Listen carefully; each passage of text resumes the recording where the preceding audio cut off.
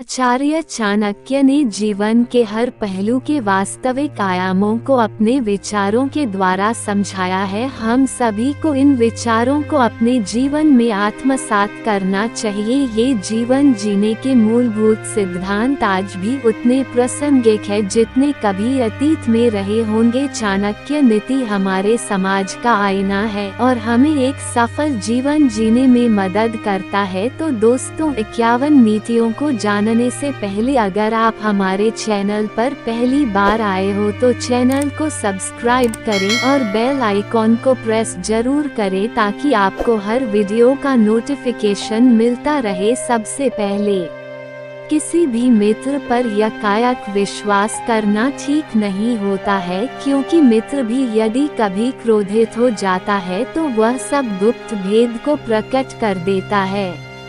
मन में विचारे हुए काम को किसी के सामने प्रकट नहीं करना चाहिए, क्योंकि वचन से जाहिर हुआ काम नष्ट हो जाता है। इसलिए मंत्र की भांति कार्य को गुप्त रखकर ही पूरा करना चाहिए।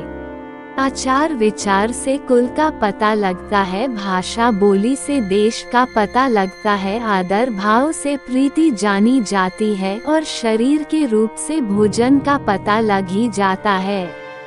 सुंदर रूप जवानी की दीपक, बड़े कुल में जन्म, ये सब मनुष्य में होते हुए यदि विद्या से रहित है तो विद्याहीन मनुष्य ढाक के फूल के सा समान ही है, जो देखने में सुंदर है किंतु सुगंध से खाली है। सज्जनों का साथ बड़ा उत्तम होता है, क्योंकि ये अपनी संगति में आए हुए का इस प्रकार पालन पोषण करते हैं जैसे मछली, कछुआ और पक्षी अपने बच्चों का दर्शन, ध्यान और स्पर्श से पोषण करते हैं। विद्या कामधेनु के समान होती है, जो अकाल में भी फल देती है, जैसे कामधेनु से अकाल में भी दूध प्राप्त होता है और परदेश में माता के तरह रक्षा करती है। इसलिए विद्या गुप्त धन जैसा है, इसका संग्रह करना आवश्यक है। शिक्षा सबसे अच्छी मित्र है। शिक्षित व्यक्ति सदैव सम्मान पाता है। शिक्षा की शक्ति के आगे युवा शक्ति और सौंदर्य दोनों ही कमजोर हैं। हर मित्रता के पीछे कोई स्वार्थ जरूर होता है, ये कड़वा सच है। कोई भी काम शुरू करने के पहले 3 सवाल अपने आप से पूछो। मैं ऐसा क्यों करने जा रहा हूँ? इसका क्या परिणाम होगा? क्या मैं सफल रहूँगा? अपने बच्चों को पहले 5 साल तक खूब प्यार करो। 6 साल से 15 साल तक कठोर अनुशासन और संस्कार दो। 16 साल से उनके साथ मित्रवत व्यवहार करो।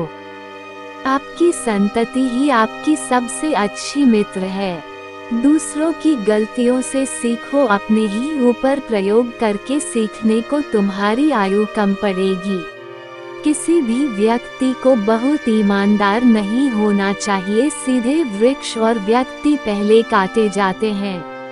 अगर कोई सर्प जहरीला नहीं है तब भी उसे जहरीला दिखना चाहिए। वैसे दंश भले ही न दो, पर दंश दे सकने की क्षमता का दूसरों को एहसास करवाते रहना चाहिए। ईश्वर चित्र में नहीं चरित्र में बसता है। अपनी आत्मा को मंदिर बनाओ। अज्ञानी के लिए किताबें और अंधे के लिए दर्पण एक समान उपयोगी है।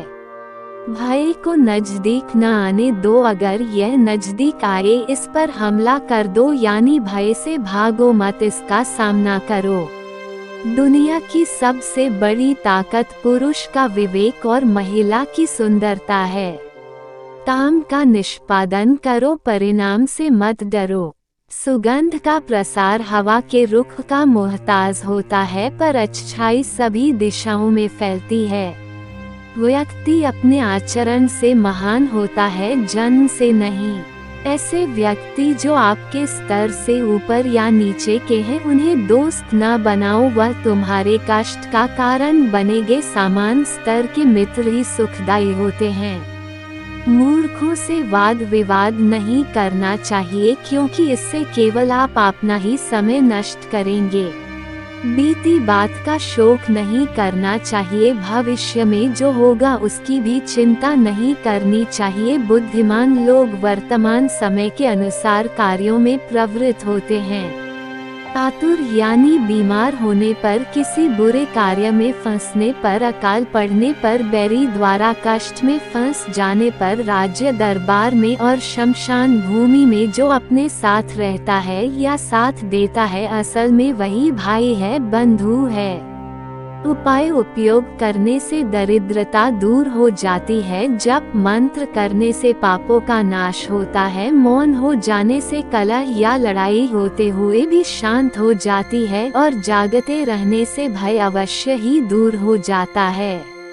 ऐसा मित्र जो आपके सामने तो मीठी मीठी बात बनाता है और पीठ पीछे कार्य को बिगाड़ता है, वह कभी भी सच्चा मित्र नहीं बन सकता है। ऐसा मित्र तो उस घड़े के समान है जिसमें जहर भरा है और मुखड़े पर थोड़ा दूध दिखाई पड़ता है। ऐसे मित्र को त्यागना ही उचित है।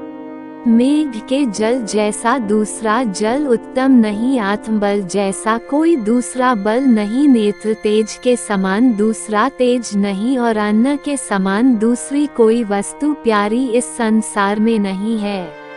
मनुष्य को अपनी और अपने धन और समयानुसार अपने भोजन में संतोष करना चाहिए, परंतु विद्या पढ़ने, जप करने और दान देने में कभी संतोष करना ठीक नहीं। न बनाया गया, न पहले कभी देखा गया, न किसी ने सुना किसी स्वर्ण मृग के बारे में, फिर भी श्री रामचंद्र की इच्छा उसे पाने की हुई। विनाश के समय में मनुष्य की बुद्धि विपरीत हो जाती है। जो दूसरे की स्त्री को माता के समान, दूसरे के संपत्ति को मिट्टी के ढेले के समान, समस्त प्राणियों को अपनी आत्मा के समान देखता है, वास्तव में तो वही देखता है। उपकार करने वाले के साथ उपकार और हिंसा करने वाले के साथ हिंसा करनी चाहिए, क्योंकि ऐसा व्यवहार करने पर दोष नहीं होता, कारण कि दुष्ट के साथ दुष्टता का व्यवहार ही उचित है। बिना देखे विचारे व्यय करने वाला, किसी का सहयोग न मिलने पर भी लड़ाई झगड़ा करने वाला और सब वर्णों की स्त्रियों से संसर्ग को उतावला मनुष्य शीघ्र विनाश का प्राप्त होता है। सबसे बड़ा गुरु मंत्र है, कभी भी अपने राज दूसरों को मत बताएं, ये आपको बर्बाद कर देगा। अगर सांप जहरीला ना भी हो तो उसे खुद को जहरीला दिखाना चाहिए। इस बात को व्यक्त मत होने दीजिए कि आपने क्या करने का विचार किया है, बुद्धिमानी से इसे रहस्य बनाए रखिए और इस काम को करने के लिए दृढ़ रहिए। सांप के फन, मक्खी के मुख और बिच्छू के डंक में जहर होता है, पर दुष्ट व्यक्ति तो इससे भरा होता है। कोई व्यक्ति अपने कार्यों से महान होता है, अपने जन्म से नहीं। व्यक्ति अकेले पैदा होता है और अकेले मर जाता है, और वो अपने अच्छे और बुरे कर्मों का फल खुद ही भुगतता है, और वह अकेले ही नर्क या स्वर्ग जाता है।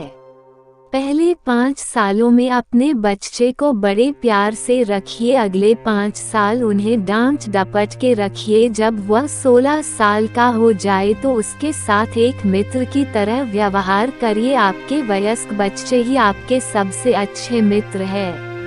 हर मित्रता के पीछे कोई ना कोई स्वार्थ होता है, ऐसी कोई मित्रता नहीं जिसमें स्वार्थ ना हो, ये कड़वा सच है। किसी मूर्ख व्यक्ति के लिए किताबें उतनी ही उपयोगी है जितना कि एक अंधे व्यक्ति के लिए आईना।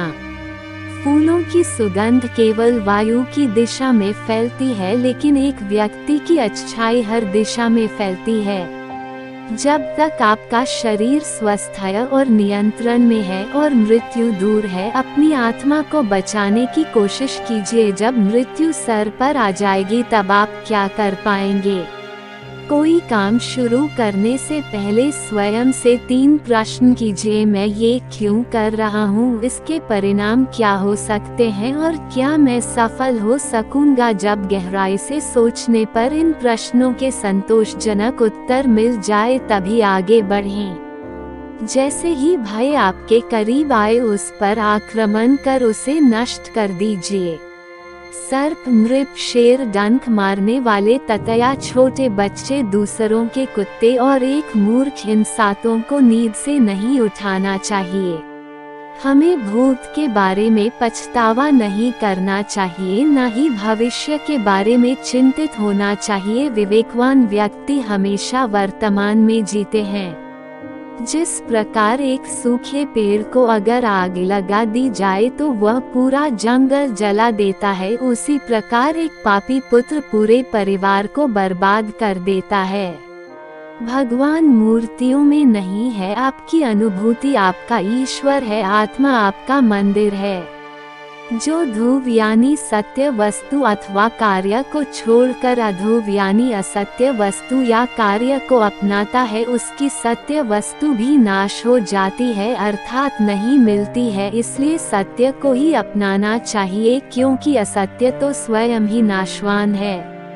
अत्यंत सीधा होना भी दुखदायी होता है। सीधे स्वभाव वाला व्यक्ति उसी तरह डैक को भोगता है जैसे वन में सीधा वृक्ष शीघ्र ही काट लिया जाता है और टेढ़े मेढ़े के काटने में समय लगता है। जल का गुण अपच अवस्था में पीना औषधि है, भोजन पच जाने पर जल पीना बलदायक है। भोजन करते समय मध्य में पीना अमृत के समान गुण वाला है, किंतु भोजन के बाद तुरंत जल का एकदम पीना विषकारी है। दोस्तों, अगर आपको वीडियो अच्छी लगे तो वीडियो को लाइक और चैनल को सब्सक्राइब जरूर करें।